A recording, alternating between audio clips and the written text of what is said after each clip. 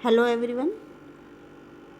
हम second chapter का third भाग पढ़ेंगे बच्चों। 2 भाग मैं आपको पहले ही भेज चुकी हूँ। सेकंड चैप्टर हमारा तंत्रीय स्नायु संस्थान बच्चों। मानव शरीर बच्चों, हमारा पूरा शरीर न्यूरॉन का बना हुआ है, पहले ही बता चुकी हूँ। और न्यूरॉन हमारे तंत्र की सबसे छोटी इकाई होती है। और इसको तंत्रिका तंत्र को समझने के लिए हमारा पूरा जो है हमारा अनुक्रिया प्रक्रम होता है, उसको पूरे कार्यक्रम को समझने की पहले आपको आवश्यकता है। ठीक है। इसमें बच्चों पूरे कार्यक्रम में मुख्य रूप से 3 अंग बताए हैं। इसके 3 अंग कार्य करते हैं। संग्राहक जैसे कि मैं पहले ही बता चुकी हूँ पूरा बच्चों। संग्राहक को ज्ञानेंद्रिया भी कहते हैं। नंबर 2 प्रभावक हैं हमारे हाथ पैर जिनसे हम कार्य करते हैं। और हमारी ग्रंथियाँ, स्नायु संस्थान, ये बच्चों हम इसका पूरे में डिटेल में पढ़ेंगे और उसकी मैं वीडियो भी आपको भेज चुकी हूँ। सबसे पहले बात करते हैं हम बच्चों हम संग्राहक की। संग्राहकों को हमने 3 भागों में बांटा है। नंबर 1 बाह्य संग्राहक, नंबर 2 मध्य संग्राहक, नंबर 3 अंत संग्राहक। बाह्य संग्राहक कौन होते हैं बच्चों? जो हमारे बाह्य वातावरण से हमारा संपर्क कराते हैं, जैसे कि आपके आँख, नाक, कान, जिया, त्वचा हमारी क्या है, बाह्य संग्राहक जो बाहर से दिखाई देते हैं।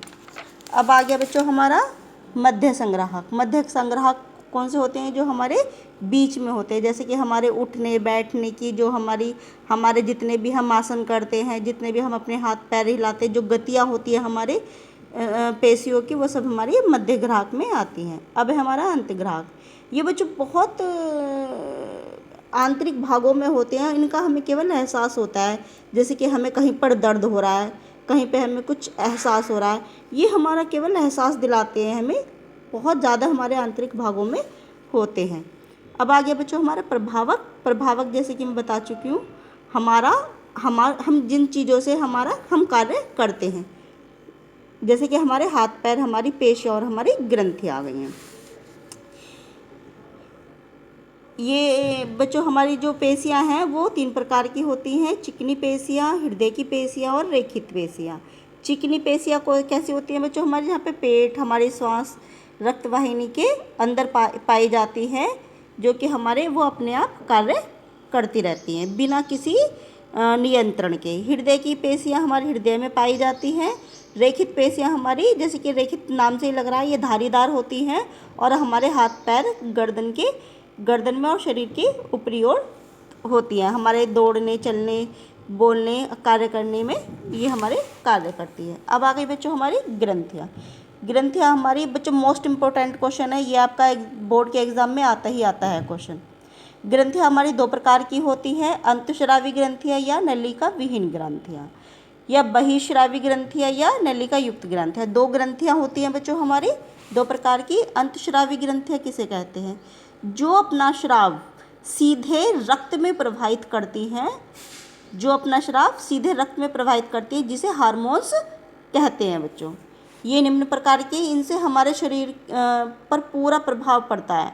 थायराइड या गल ग्रंथि, ये हमारे गले में स्थित होती है बच्चों।